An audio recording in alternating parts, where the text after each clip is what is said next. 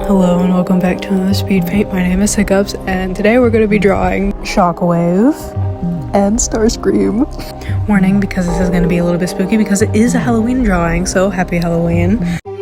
So I started off with sketching the background, which I normally don't do. I normally do characters first, which probably is why I always suck at backgrounds, because I always do the characters first and then I lose motivation because I just want to finish this project and get it over with. So I tried something different.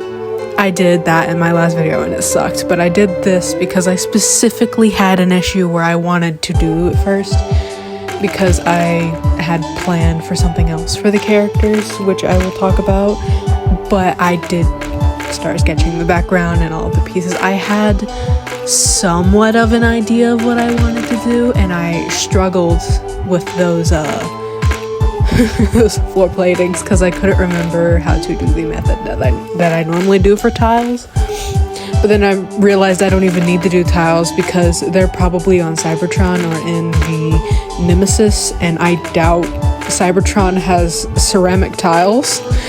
It's probably all like metal plating on the floor or something like that.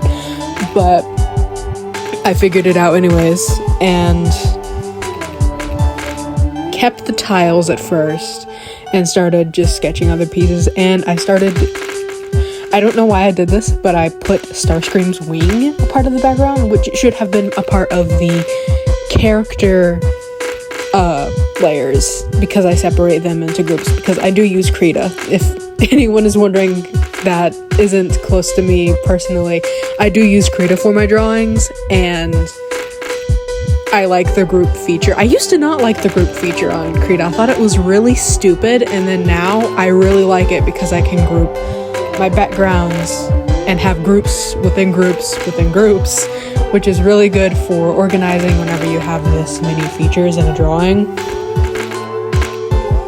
Anyway, as you can see, I had already started lining, and I don't know really why I chose a bright green. I think it helped me because there was going to be green lighting in this. So it probably ended up helping me with the fact that I can't do backgrounds and just color. I have to line it, otherwise I will explode. I talked about this in my RC drawing, which was like 2 weeks ago. I'm actually going to start trying to do a schedule, if I can ever keep one, because every time that I get one, something happens. I added some little bits and pieces into the drawing, like wrenches and that little note there, and if you can guess what it said because of how fast it was, I will give you a little kiss. But I added some bits and pieces besides Starscream's wing that was on the wrong layer, and it was Starscream's arm, hand, and the little like cockpit piece, I think that's what it's called, on his stomach, and a little bit of that innard, I guess you would call it, that normally encases his sides, which makes him look snatched as hell. I don't know what you would call that piece. Anyway, I started doing the background colors and blocking out how they would do. I hated coloring this background because of how much I had to do with lighting so early into it and not having characters, but I do think it turned out well, and I don't know how I did it, so I'll probably end up referencing this in the future if I need to draw panels again, because I really like the way that the panels did come out for flooring. I know that's silly, but I cannot remember how I did this. I was super rushed to do this drawing, and it wasn't even because I did it like a week before Halloween. I did it at my dad's, which is the supercomputer. Funnily enough, the computer that I have at my mom's is the one that has more space, but my dad sort of upgraded the computer to have more space in it, so now it is the computer where I do not have to have an extra piece of hard drive just to draw.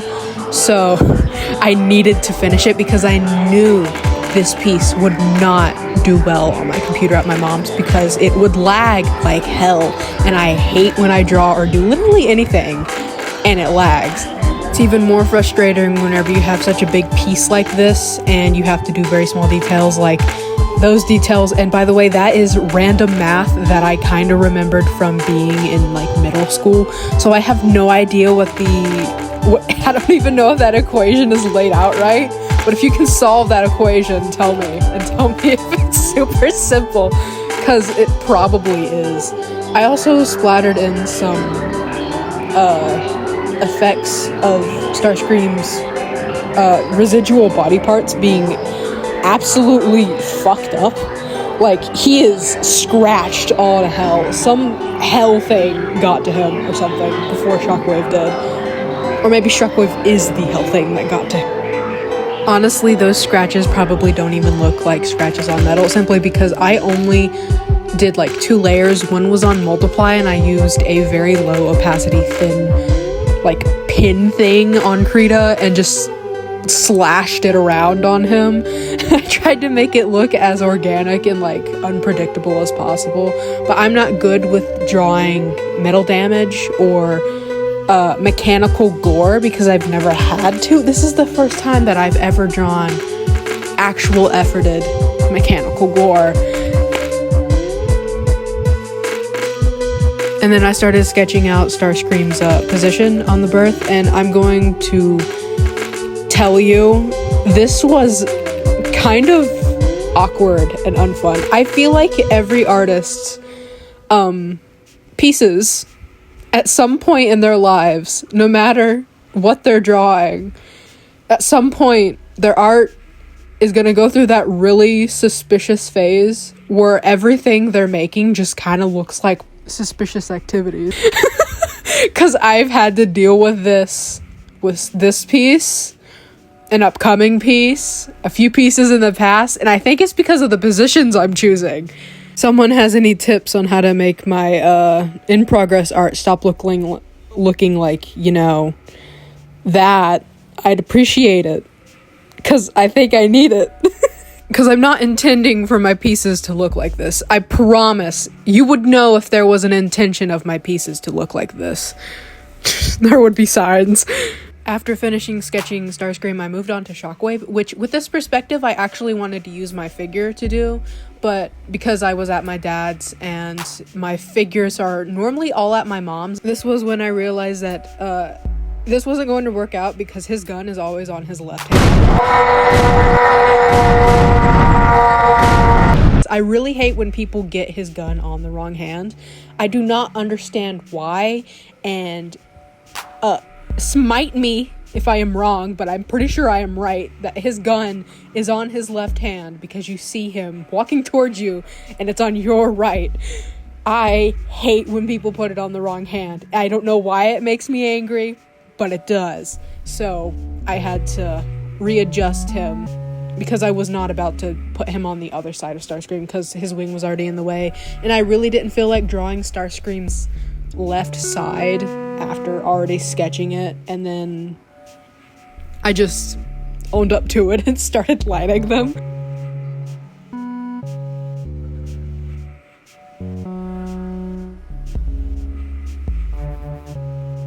After I finished lining them, I blocked all their colors in, and I know that I don't know if anyone's noticed this, but I do color people and bots, just anything really, really weirdly. I go all outside of the lines and then I use a bucket tool to erase it. I find it very satisfying watching everything disappear. I don't know why. But after I got done with blocking in all of their colors, I started lining out where I put the hard shadows, and I really liked how I was doing his face. Even though it looks like that one emoji that I use frequently in my videos, but like I really like his face because I normally don't do well shadowing faces because I don't want to cover up the way that they look or their beauty, which I guess that is very easy to avoid when you're Shockwave because you don't have an eye, because I had no problem drawing him. It was just a matter of finding correct references for his eye. And now I am smoothing out all of their blocked out dark colors and contrasts. Love Starscream, but shading him is always really boring because of the grays that he has. I so wish he had so much more color in his TFP version, but I also am weirdly attached to the way that he is now. I don't know if it would look good with the vibe they were going for him in the show. Speaking of designs, Shockwave is one of my favorites to draw because he has a very simple design, and purple. Purple is so good to shade. It's one of my favorites to shade and color, along with blue. There's just something about blue and purple that's just delicious to shade and add variants to. Now I'm starting in with adding in all of the energon pouring out from his insides and smearing it all over the berth. Wanted the energon to sort of look like it had slowly been drying up, but still recently fresh. And oh my god, the wife! Ah! I can't. Doing this to him hurts my soul so much. This is the finished product, honestly. I hope you like it. It's pretty spooky. Not normally what I normally draw, honestly. And I think this really shows my capabilities in the future if I want to draw gore or other energon-related things. Thank you so much for watching, and consider liking, subscribing, leave me a comment, any of that stuff. My commissions are open, and you can find me on any of these platforms. My user is the same for both of them because someone stole hiccups from me. How dare they? Happy Halloween and goodbye. I will see you next time.